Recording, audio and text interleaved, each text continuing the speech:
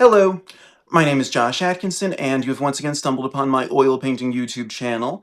Before I get started with today's painting, I'd like to ask everybody to hit the like button, the subscribe button, and the notification bell. There's three. They all help with the algorithm. All right, the painting that I will be uh, showing you how I made, good grammar, huh? Today is this.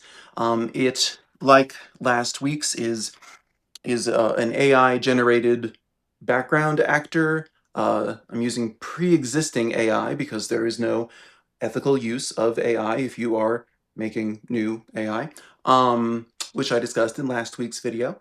But I'm using it as like a jumping off point inspiration to figure out how to arrive at my personal style of abstract portraiture. So I'll discuss this and many more things during the time lapse.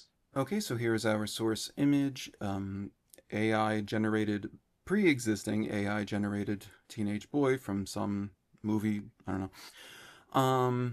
So yes, this was a background actor, as was last week's. You can see in the beginning I'm choosing between different disfigured looking background actor AI creature people.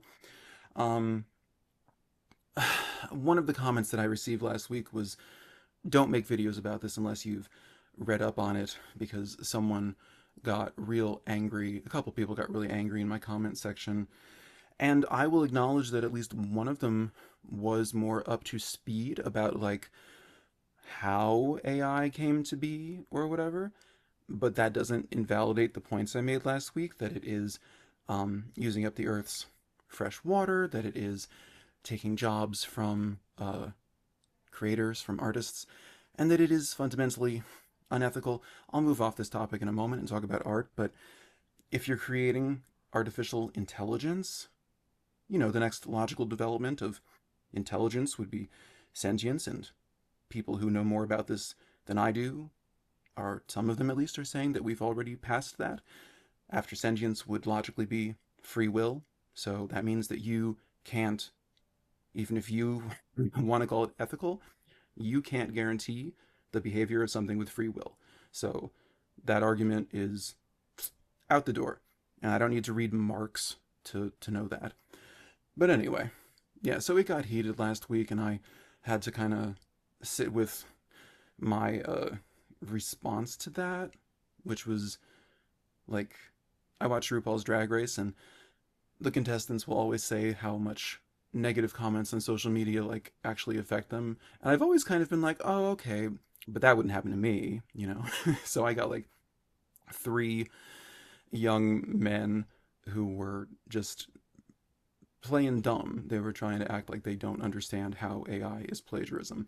And on the topic of, which I said I was going to get off of, oops, of like reading up on AI since last week, I saw an article in Business Insider about that billionaire Larry, I always forget his name, Larry something. He's a billionaire, and he was talking about how great AI will be as a societal surveillance system to keep, to make sure that we are on our best behavior. You know, we the worker. Um, and I also saw that in another article, in addition to AI using up the Earth's fresh water, it is, the headline was something about it's going to create more air pollution than all the cars in California. So I don't know.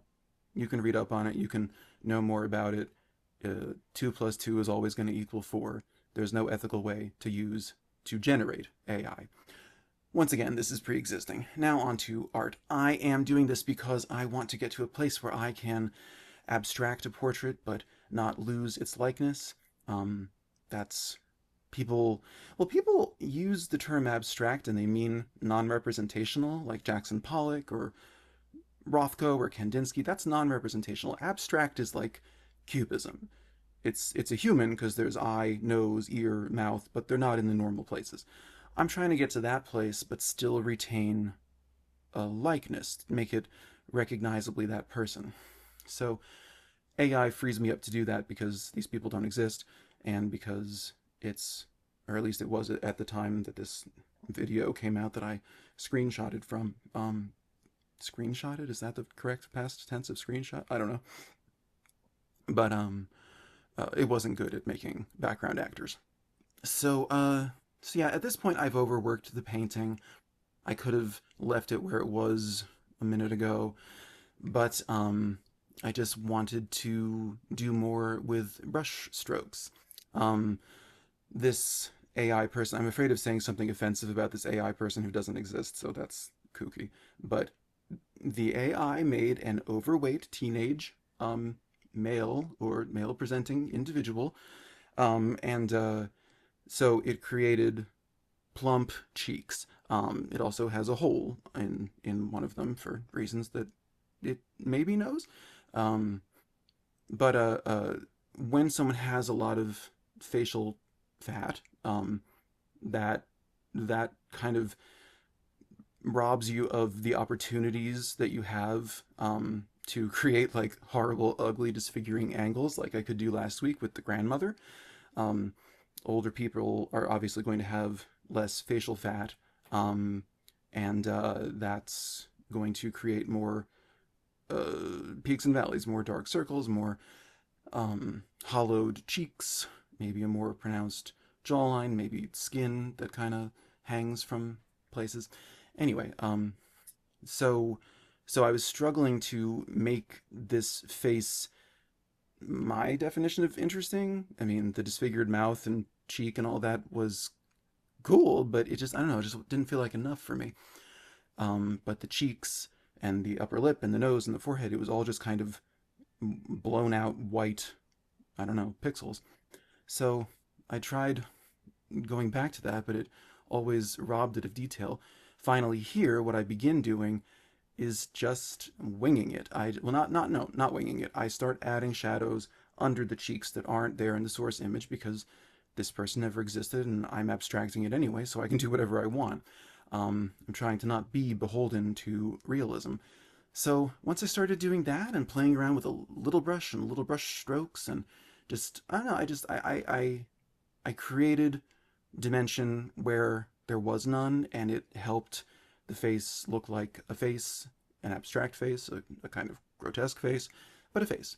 And that was what I wanted.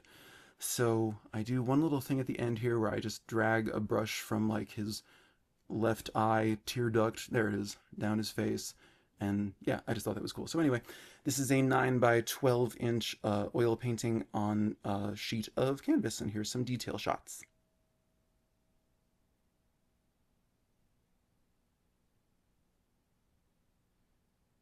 So then, yeah, that is how I arrived at this portrait of an AI teenager that never existed and which, let me reiterate one last time, was pre-existing. I will never generate AI because there is no ethical way to generate AI.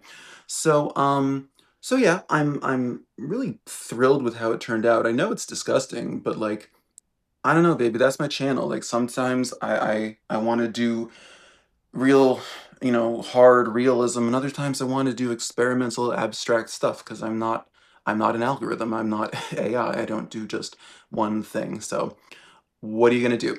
But anyway, I wanted to say thank you for the one new subscriber I got this week, which, hey, I'll take it. I appreciate you. I really do. And for all the people who left nasty comments on the last video, you're helping to boost my, what is it called? I don't know, some algorithm garbage that I don't care about. So thank you.